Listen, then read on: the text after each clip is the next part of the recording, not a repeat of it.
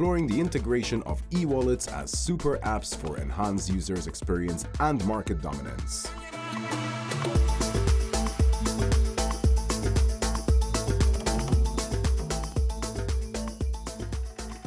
Let me welcome to stage Arthur Peace, the CEO of Callpay South Africa. Round of applause, everyone. Let's keep the energy going. Arthur, enjoy. Being here today. So one of the reasons I've been chosen for this topic is because I'm very neutral in the sense that we are a gateway and we work with multiple wallet providers throughout Africa and specifically South Africa. South Africa being our specialty. So a lot of the things regarding our wallet I cannot generally mention because I think a lot of it involves swear words for the banking industry and gets very creative from there onwards. But the beautiful thing about South Africa is that the guys are really focused on the wallet solutions as well as Africa. I mean, if you take a look on an international standpoint, there's more than 35 billion active wallets out there. So what does that tell you when you compare it to the rest of the population? I mean, that's 46% of the population. So it shows how many active users are utilizing multiple wallet solutions out there.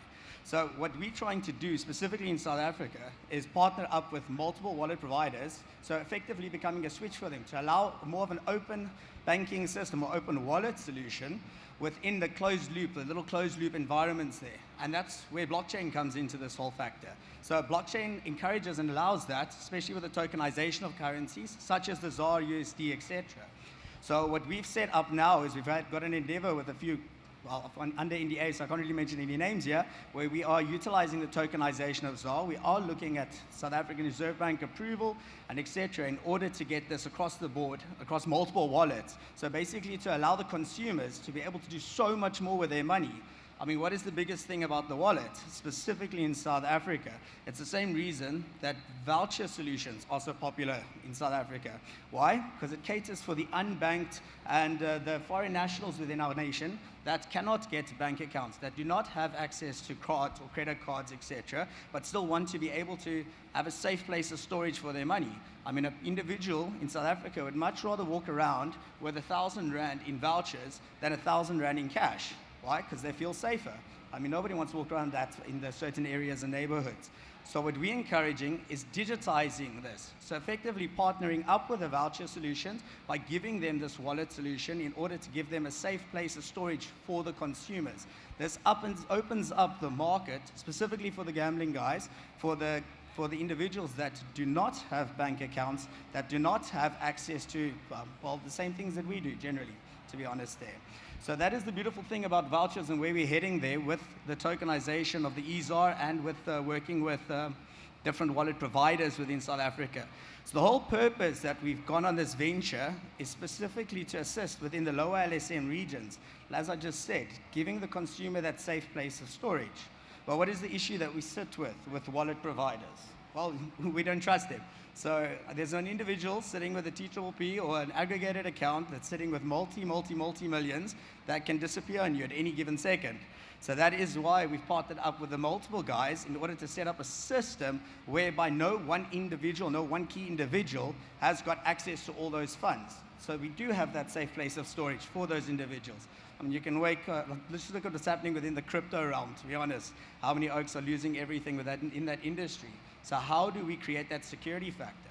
And then you take a look at the traditional way of doing it as well now. So where you've got, for example, your Apple Pay, your Google Pay, Samsung Pay, where they've done an absolutely incredible job when it comes to the tokenization within their wallets. So you've got these seamless, fast, quick transactions moving forward. But from the consumer's perspective, they're not giving up any of their card credentials online, which is a very big trust factor for them. So now they just register on one app or they register on one wallet, and it's just seamless. So no more issues there. And that is something that you can even bring into the likes of your brick and mortar. It's something you can bring into retail, etc. as well. So that's basically where I'm heading with the wallet side. I must be honest, I wish I had a panel as well so I could get some questions from anyone. So I'm not sure if there's anyone that's got a very specific thing they want to know about the wallet, because I think everybody here is practically a wallet specialist, since majority of you deal within the gaming industry. So you guys generally deal with your closed loop environment whereby a person tops up and, well, the only place they can utilize those funds again is, well, with you. So we're trying to change that a little bit. And that includes the gambling guys as well, if they did want to bring more functionality to their sites. So for example, our partners that we are dealing with on the voucher side, they allow you now to take your funds, and instead of transferring it now into a bank account, you can now withdraw it into a voucher. Why is that important for a lot of the gambling guys? Again, because a lot of the guys that are making their deposits via voucher solutions do not have bank accounts. They do not have an ability or facility in order to receive those funds again off of your platforms. So that is also something definitely to take into consideration. And again, bringing in the wallet solutions. So one of the things that specifically for you guys, when you are looking at wallet providers and solutions, is to always ensure the credibility of that solution. Because there are a lot of fly-by-nights. There's over 4,000 different wallet providers out there. So you guys have to be very careful with who you consider with that, because obviously the last thing you want is your gaming guys to, well, lose their funds. So I think that's basically all for me from my end. If there is something specific regarding wallets or the solutions or what's happening out there, please speak to me one-on-one, because I think this is about a 3-day topic when you want to go into everything and everything that is possible there, because it's a very, very, very bespoke industry at the moment. As soon as we open it up to questions, we've got lots of questions here, which is amazing. Let's start with this lady here. Amazing. Thank you so much. My name is Nozi. Hi, Nozi. Mpumalanga Economic Regulator. My question is on money laundering and KYC. So the biggest thing with blockchain at the moment is not generally the KYC leg, but the KYT. So what they're looking into now is, even if they don't know the individual, at least know the source of the transaction. So what they're doing now is they're following their specific transactions, because let's be honest, at the same time, the way the guys are doing KYC, they're anyways using their partner or a buddy or a friend, or they've got 1,000 IDs lying around. So it's become more important now to know where those transactions are coming from. And that way you can trace it so much easier. So it's actually changing the way that we manage things. And I do believe, even if you don't know the individual, so long as you know the transaction, it's a far safer move. Any other part of the question? You're happy with that answer? Perfect. So this gentleman here has a question. Sorry. Good morning. Also, my name is Vusi from the Mpumalanga Economic Regulator. I think for me, I just want to find out about the view of the South African Reserve Bank in as far as these wallets are concerned. Okay, so there's still a lot of things happening there. So that's the nice thing at the moment. It's still a very cloudy gray area right now until all the regulation comes into place. It's getting treated very similar to the banking world.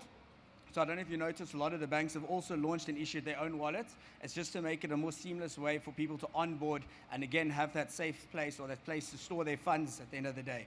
So there's still a lot of conversation going on there. I know that we've just passed through for the CASP license in order to continue with blockchain, but I think the next 5 years is going to be very, very interesting to see where we head. But I can tell you, I do believe that the tokenization, digitization of any currency is the future of payments. It's become seamless, becomes quick, and it becomes painless. It also opens up cross-border activity. So for example, let's take a lot of Africa is very USD driven. Should they start accepting the USD T-leg, you've now opened up an entire market throughout Africa where you can encourage cross-border settlements. Because I'm not sure if you're aware, but some of the guys, foreign nationals in South Africa, so specifically Zimbabwe, Ethiopia, etc., for them to send their funds out via UnionPay or other gateways or other partners, it costs them up to 10%. So you're already taking a market that is earning almost nothing, and you're still charging them 10% on top of that again. So we're hoping that something like this will just make it so much easier for these guys to get the funds back to their families. Again, the regulation leg, I'll leave the specialists up to that one.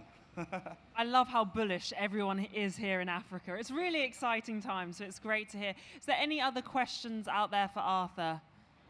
Okay, Arthur, I think you've covered everything. That was really informative. Thank you. Another big round of applause for Arthur, everyone.